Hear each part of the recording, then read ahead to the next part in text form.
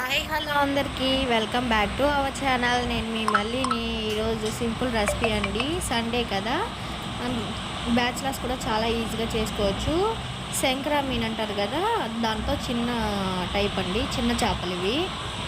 ఇప్పుడైతే చేపల పులుసు అనేది ఎలా చేయాలనేది చూద్దాం రండి. మేమైతే ఫస్ట్ క్లీన్ చేసుకునేసాం అనమాట. క్లీన్ చేసి 2 times వాష్ చేసుకునేసాము.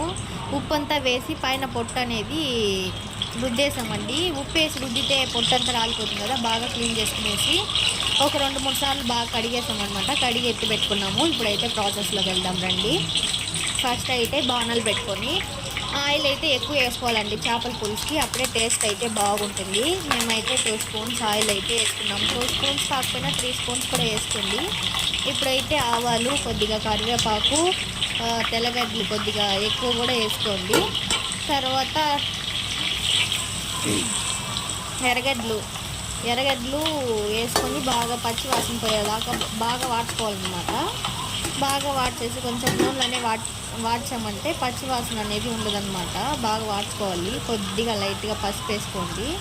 పసుపు వేసి బాగా వాడ్చాలన్నమాట. ఒక 5 నిమిషాలు వదిలేసేయండి. బాగా నూనెలో అనేది వాడుతుంది అనమాట, పచ్చి వాసన లేకుండా ఉంటుంది మనకి. ఇప్పుడైతే మిరప్పొడి మేము 2 స్పూన్లు అనేది వేసుకున్నాము. మీకు కావాలంటే ఎక్కువ కూడా వేసుకోండి స్పైసీనెస్ కోసము. ఇప్పుడైతే వాటర్ వేసుకున్నాము అనమాట. 2 glasses ఆఫ్ వాటర్ వేసుకున్నాము.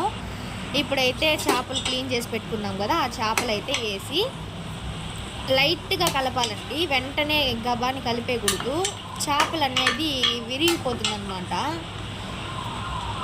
లైట్గా ఫస్ట్ టైం వేసినప్పుడు ఒకసారి మిక్స్ చేసి వదిలేసి 5 నిమిషాలు తట్ట పెట్టేసేయాలి 5 నిమిషాలు. అప్పుడే ఉడికిన తర్వాత నిదానంగా కలుపుకోవాలండి. గెంటి పెట్టి ఫాస్ట్గా కలిపేసామంటే ముక్కలు అనేది ఇరిగిపోతుంది అనమాట, చేపల ముక్కలు అనేది. ఇప్పుడైతే ఫైనల్గా రెడీ అయిపోయిందండి. చేపల పొడి అయితే వేసుకున్నాము. అంతేనండి. ఫస్ట్ టైం చూస్తున్నట్లయితే లైక్ చేసి, షేర్ చేసి, subscribe. Thank you for watching.